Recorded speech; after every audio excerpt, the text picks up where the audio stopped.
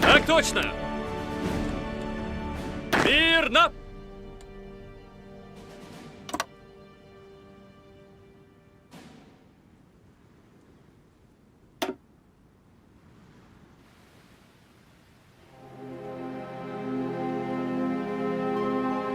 Готов!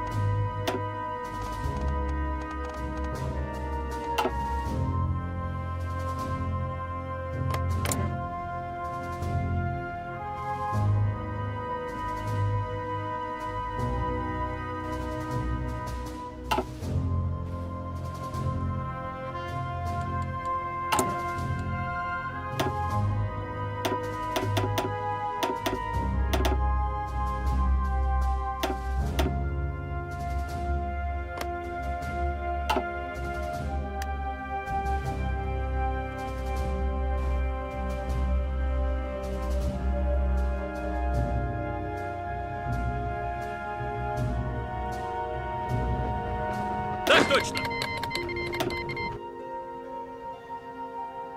Мирно!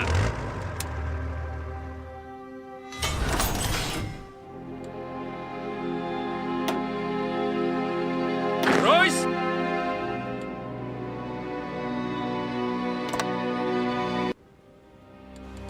This is a talk on national security, because the nub of the whole purpose of your president is to keep you now and your children later and your grandchildren much later out of a last-ditch war for the preservation of American independence and of all the things that American independence means to you and to me and to ours. Never before, since Jamestown and Plymouth Rock, has our American civilization been in such danger as now. The Nazi masters of Germany have made it clear that they intend not only to dominate all life and thought in their own country, but also to enslave the whole of Europe, and then to use the resources of Europe to dominate the rest of the world.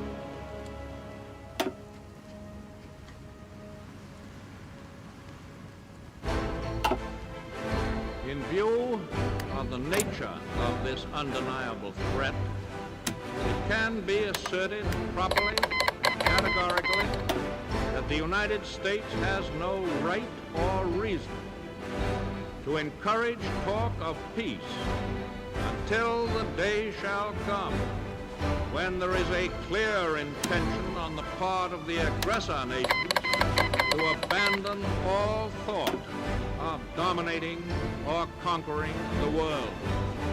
The forces of the states that are leagued against all people who live in freedom are being held away from our shores. The Germans and Italians are being blocked on the other side of the Atlantic by the British and by the Greeks and by thousands of soldiers and sailors who are able to escape from subjugated countries.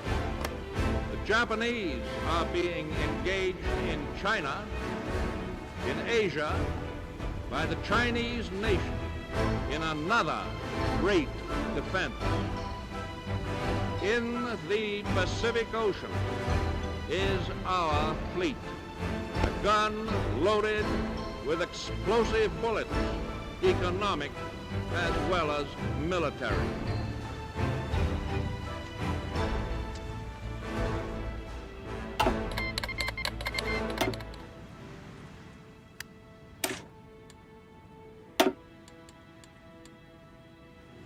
Frankly and definitely, there is danger ahead. Danger against which we must prepare. But we well know that we cannot escape danger or the fear of it by crawling into bed and pulling the covers over our heads. Germany has said that she was occupying Belgium to save the Belgians from the British. Would she hesitate then to say to any South American country, we are occupying you to protect you from aggression by the United States? Belgium is being used as an invasion base against Britain, now fighting for its rights. And any South American country in Nazi hands would always constitute a jumping-off place for German attack on any one of the other republics of this hemisphere.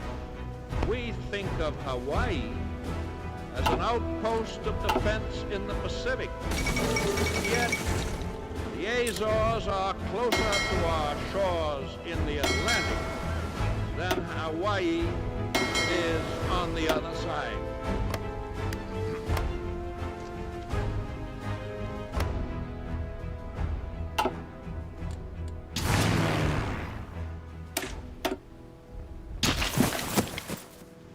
There are those who say that the Axis powers would never have any desire to attack the Western Hemisphere.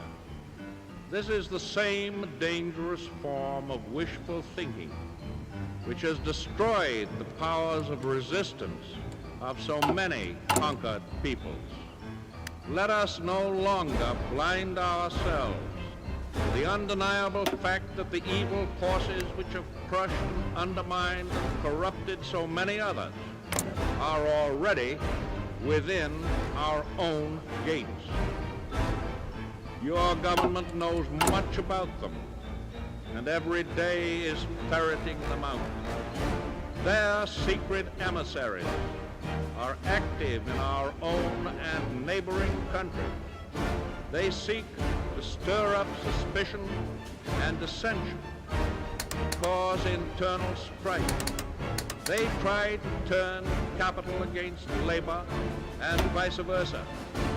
They try to reawaken long slumbering racial and religious enmities, which should have no place in this country.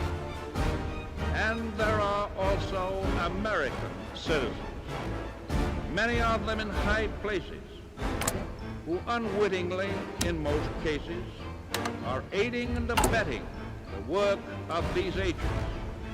I do not charge these American citizens with being foreign agents, but I do charge them with doing exactly the kind of work that the dictators want done in the United States. The experience of the past 2 years has proven beyond doubt that no nation can appease the Nazis.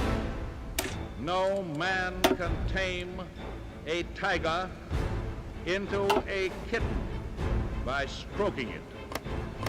There can be no appeasement with ruthlessness. There can be no reasoning with an incendiary bomb.